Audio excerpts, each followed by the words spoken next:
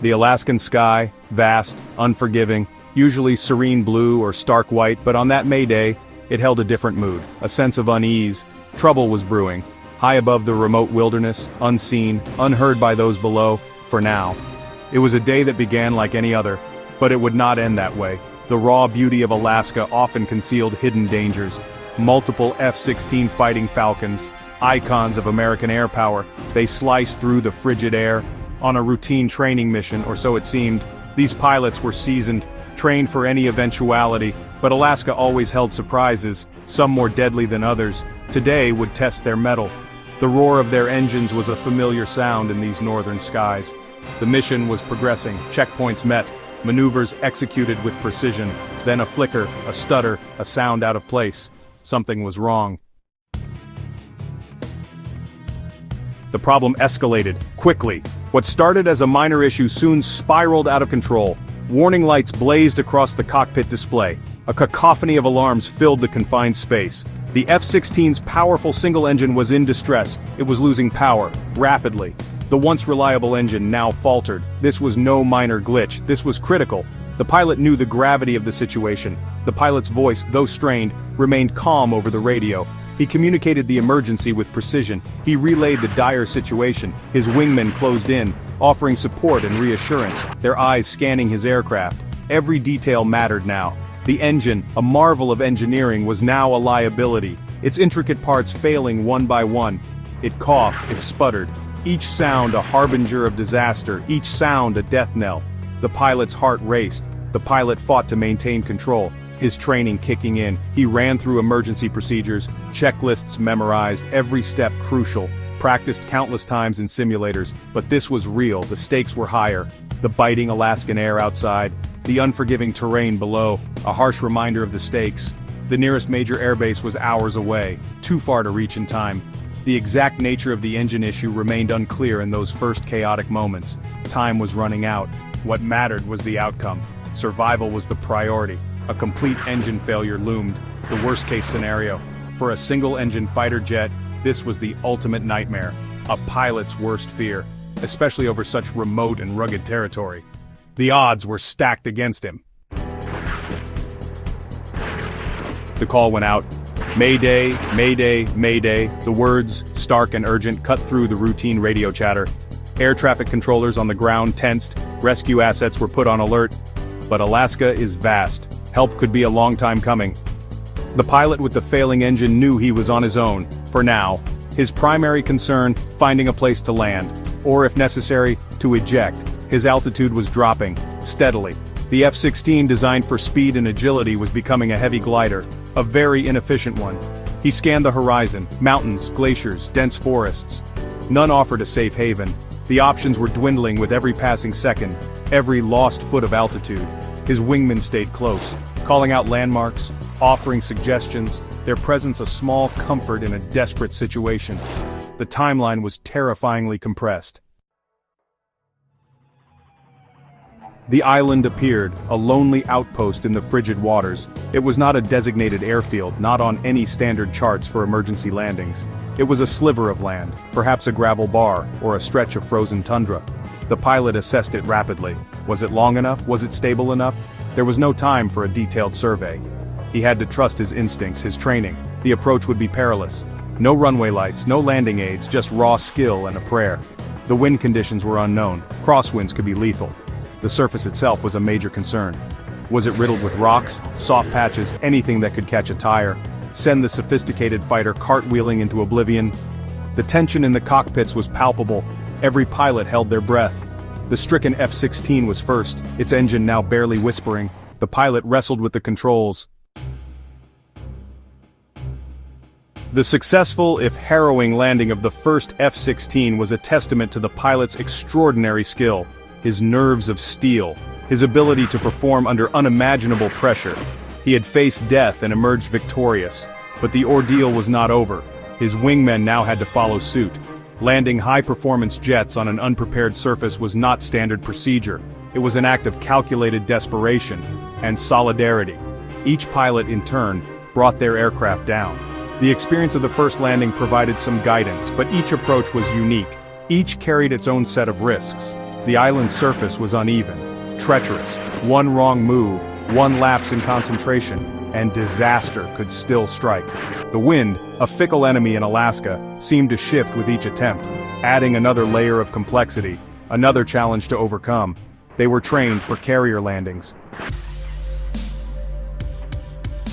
The F-16's symbols of cutting-edge technology and air supremacy now sat silent, grounded, on an anonymous Alaskan island. For 9 long days, this remote outpost became their unlikely sanctuary, and their prison. The pilots, elite aviators, were now effectively castaways. They had their survival gear, their training. But the Alaskan wilderness is an unforgiving host, especially in May, when the weather can turn in an instant. The immediate danger of the crash landing had passed, but new challenges emerged. Securing the aircraft, establishing communication with the outside world, assessing their situation. The cold was a constant companion, biting, relentless. They had to conserve resources, maintain vigilance. Wild animals were a potential threat. The psychological toll of being stranded also began to weigh on them. Waiting, wondering. Authorities at Joint Base Elmendorf-Richardson in Anchorage swung into action, mobilizing their resources with precision and urgency. The moment the Mayday call was confirmed, a chain of command was alerted, setting off a series of well-rehearsed protocols. The safety of the pilots was paramount, with every precaution taken to ensure their readiness and protection, followed closely by the security and recovery of the advanced fighter jets, which were critical assets. This was no simple extraction. The location was remote, the terrain hostile, and the conditions challenging. The aircraft were sophisticated and sensitive, requiring expert handling and care. Every step required careful consideration. Specialist teams were assembled, including maintenance crews, security forces, logisticians, and engineers. Their task was monumental and complex. First, to reach the island and ensure the pilots' well-being, providing immediate medical and psychological support.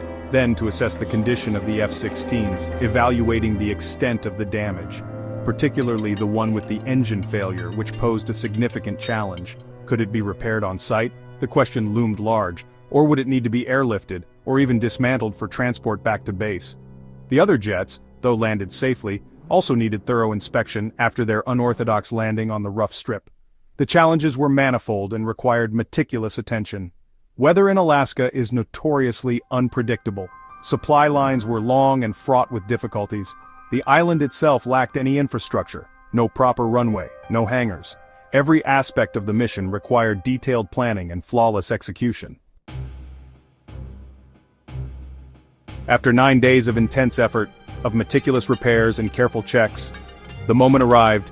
The F-16s were ready, or as ready as they could be, to leave their island refuge. The tension was high. Would the temporary runway hold? Would the repaired engine perform? There was an air of cautious optimism, mixed with a healthy dose of apprehension. The pilots prepared for another demanding flight. One by one, the jets powered up. Their engines, once silent, now roared back to life. The sound, a thunderous declaration of defiance, echoing across the desolate landscape. It was a sound of hope, of impending freedom. The ground crews made their final checks. The pilots went through their pre-flight procedures, their focus absolute. This was no ordinary takeoff. It was an escape from the clutches of the wilderness. The first F-16 thundered down the makeshift strip. It gathered speed. The safe return of the F-16s and their pilots marked the end of a terrifying incident.